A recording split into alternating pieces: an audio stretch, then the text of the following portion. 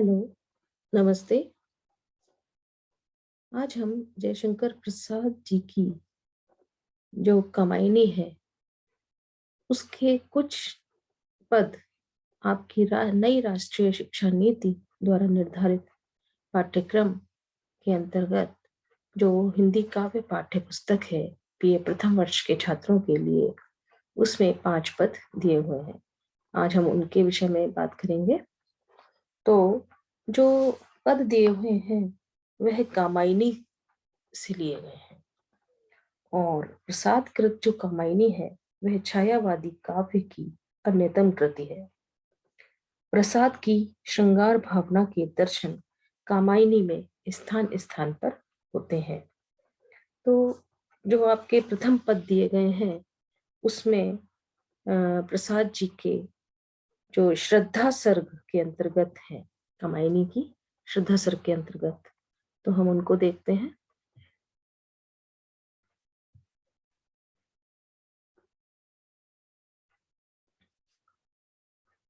इसमें पहला पद है, कौन तुम संस्कृति जलनिधि तीर, तरंगों से फेंकी मणि कर एक, रहे निर्जन का चुपचाप प्रभा की धारा से अभिषेक, मधुर विश्रांत और एकांत जगत का सुलझा हुआ रहस्य, एक करुणा में सुंदर मौन और चंचल मन का आलस्य। इस पद में संस्कृति जल निधि अर्थात संसार रूपी सागर, तीर किनारे, मणि चमकीला या रत्न मनु के लिए प्रयुक्त हुआ है, निर्जन अर्थात जन शून्य, अभिषेक सुशोभित, विश्रांत थके हुए, और आलस्य अर्थात आलस। तो प्रस्तुत पंक्तियां छायावादी कवि की श्री जयशंकर प्रसाद जी द्वारा रचित कामायनी महाकाव्य के शुद्ध सर्ग से ली गई हैं। इसका प्रसंग देखते हैं। जो प्रलय काल में शेष बचे मनु अपनी गुफा के समीप निर्जन स्थान पर बैठे हुए थे, तभी श्रद्धा उधर से घूमती हुई आ निकली और मनु से उनका परिचय पूछने लगी। अब हम व्याख्या की ओर चलते हैं। तो कौन तुम संस्कृति जलनिधि तीर, तरंगों से फेंकी मणि एक कर। तो इसमें जो बात हो रही है, मनु उनसे परिचय पूछने लगते हैं, श्रद्धा से परिचय पूछ रहे हैं कि संसार रूपी सागर के किनारे बैठे हुए आप कौन हैं। जिस प्रकार सागर की लहरें मणि को निकालकर किनारे फेंक देती हैं, उसी प्रकार सांसारिक व्यथा रूपी लहरों ने आपको यहाँ ला बिठाया है। क्या आप मुझे परिचय देंगे? इस प्रकार यहाँ मनु से श्रद्धा उनका परिचय पूछ रही है। रहे निर्जन का चुपचाप प्रभा की धारा से अभिषेक, इस निर्जन स्थान को आप अपनी कांति से उसी प्रकार सुशोभित कर रहे हैं जैसे सागर किनारे पड़ी मणि तट को प्रकाशित करती है। मधुर विश्रांत और एकांत जगत का सुलझा हुआ रहस्य। आगे कहती है, मधुरता से भरे हुए इस निर्जन जगत के तुम सुलझे हुए रहस्य जान पड़ते हो। तुम्हारा व्यक्तित्व मेरे लिए रहस्यपूर्ण है, क्योंकि मैं तुम्हारे बारे में कुछ नहीं जानती हूँ। किंतु जब तुम्हारे मुख पर निराशा, दुख, अवसाद के भाव देखती हूँ, तो मुझे कुछ रहस्य सुलझता हुआ जान पड़ता है और मैं समझ जाती हूँ कि तुम संसार से हताश कोई व्यक्ति हो। एक करुणा में सुंदर मौन और चंचल मन का आलस्य। तुम्हारे मुख पर छाए इस मौन के भाव को देखकर मेरे मन में तुम्हारे प्रति करुणा का भाव उत्पन्न हो रहा है, और ऐसा लगता है जैसे तुम्हारे मन में अकर्मण्यता एवं चंचलता का समावेश है। इस प्रकार श्रद्धा मनु से परिचय पूछते हुए अपनी बात रख रही है। इस पद में जो विशेष बातें हैं वो देखते हैं। संस्कृति जलनिधि में रूपक अलंकार, मणि मनुरूपी मणि में रूपातिशयोक्ति अलंकार। मनु के लिए मणि उपमान देने से लिंग दोष आ गया है, किंतु कवि का उद्देश्य मनु के मुख पर व्याप्त तेज को दिखाना है, क्योंकि यहाँ मनु पुल्लिंग है और मणि स्त्रीलिंग है, अर्थात मणि का उपमान देने से इसमें लिंग दोष आ गया है। यह तेज मणि में भी है और मनु में भी, अतः प्रभाव साम्य के कारण चयनित उपमान सटीक है। अभिषेक में लक्षणा है, अर्थ है शोभा प्रदान करना। सुलझा हुआ रहस्य में विरोधाभास है। चंचल मन का आलस्य में भी विरोधाभास है, और छायावादी भाषा शैली एवं लाक्षणिक पदावली का प्रयोग हुआ है। यहाँ पर संयोग रस है, भाषा खड़ी बोली है, शैली प्रबंधात्मक है, और श्रृंगार छंद जो 16 मात्राओं का छंद है वह श्रृंगार छंद है, और गुण माधुर्य है, और शब्द शक्ति जो है वह लक्षणा प्रयुक्त हुई है। इस प्रकार यह इसका श्रद्धा सर्ग का प्रथम पद था। अब हम द्वितीय पद की ओर चलते हैं।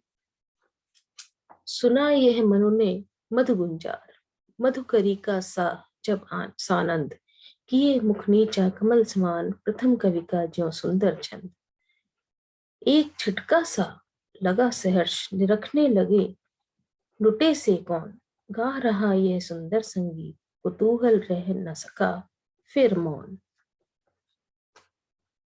तो इसमें जो मधु गुंजार है अर्थात मधुरवाणी, मधुकरी शब्द का अर्थ भ्रमरी, सानंद अर्थात हर्षपूर्वक आनंदपूर्वक, प्रथम कवि अर्थात आदि कवि वाल्मीकि, छिटका झिटका अर्थात झटका, निरखने लगे देखने लगे, लुटे से हक्के बक्के होकर आश्चर्यचकित होकर, कौतूहल जिज्ञासा, मौन शांत लक्षणा से। इसका अर्थ लक्षणा में शांत, मौन का अर्थ शांत है। संदर्भ वही रहेगा कि कामायनी महाकाव्य के श्रद्धा सर्ग से ये पंक्तियां ली गई हैं, और प्रसंग के अंतर्गत हम देखेंगे कि जल प्रलय से शेष बचे मनु हिमालय पर्वत पर निर्जन स्थान में अपनी गुफा के समीप बैठे हुए थे। तभी श्रद्धा उधर घूमती हुई आ गई, उनका परिचय पूछने लगी, जैसा कि पूर्व पद में दिखाया गया है। श्रद्धा की मधुर वाणी सुनकर मनु की जो दशा हुई उसका वर्णन इन पंक्तियों में कवि ने किया है। तो सुना यह है मनु ने मधुर गुंजार, मधुकरी सा कासा जब आनंद। जब मनु ने श्रद्धा की वह मधुर वाणी सुनी जो भ्रमरी की मधुर गुंजार के समान थी, तब उनका मन प्रसन्नता से भर गया। किए मुख नीचा कमल समान, प्रथम कवि का ज्यों सुंदर छंद। उस समय मनु अपनी मुख का कमल के समान झुकाए बैठे हुए थे। उन्हें उस वाणी से वही माधुर्य और आनंद प्राप्त हुआ जो आदि कवि वाल्मीकि के मुख से अनायास निकले उस छंद में था, जो क्रौंच वध के अवसर पर उनके करुणा विगलित हृदय से निकल पड़ा था। अगली पंक्ति, एक छिटका सा लगा सहर्ष, निरखने लगे लुटे से कौन। श्रद्धा की उस मधुर वाणी को सुनकर मनु के सारे शरीर में स्फूर्ति सी आ गई। एक झटका सा लगा और शरीर की सारी जड़ता समाप्त हो गई। जैसे बिजली का झटका लगने से शरीर को अजीब सी अनुभूति होती है, वैसी ही नव चेतना उनके शरीर में व्याप्त हो गई।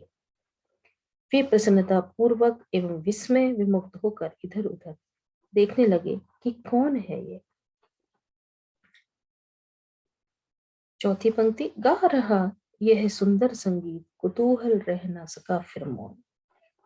और यह वह आश्चर्यचकित होकर देखने लगे कि जो इतनी सुंदर मधुर वाणी में बोलकर संगीत की सृष्टि कर रहा है, वे अपने कौतूहल को शांत नहीं रख सके और देखने लग के लिए उत्सुक होकर बैठ गए, उठ गए कि कौन है जो मधुर वाणी में बोल रहा है। इस प्रकार यह इस पद की व्याख्या थी। इसमें विशेष बातें देखेंगे। मधुकरीसा कासा में उपमा अलंकार, किए मुख नीचा कमल समान में उपमा अलंकार। मधुर गुंजार का लाक्षणिक अर्थ है मधुर वाणी, अर्थ है लक्षणा शब्द शक्ति है। कुतूहल रह न सका फिर मौन में भी लक्षणा है। श्रद्धा की मधुर वाणी से प्रभावित मनु की प्रसन्नता, विस्मय विमुक्तता का मनोवैज्ञानिक चित्रण किया गया है। भाषा में लाक्षणिकता, चित्रोपमता का गुण विद्यमान है। क्रौंच वध के अवसर पर वाल्मीकि के मुख से जो शाप निकला था, वही प्रथम कवि का छंद है, जिसका उल्लेख यहाँ है। काव्य में मधुरता एवं आनंद व्याप्त है, यही कवि की अभिप्रेति है।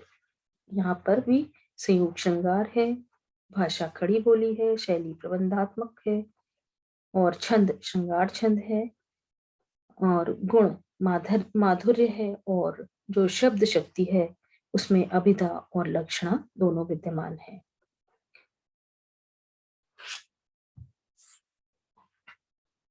धन्यवाद।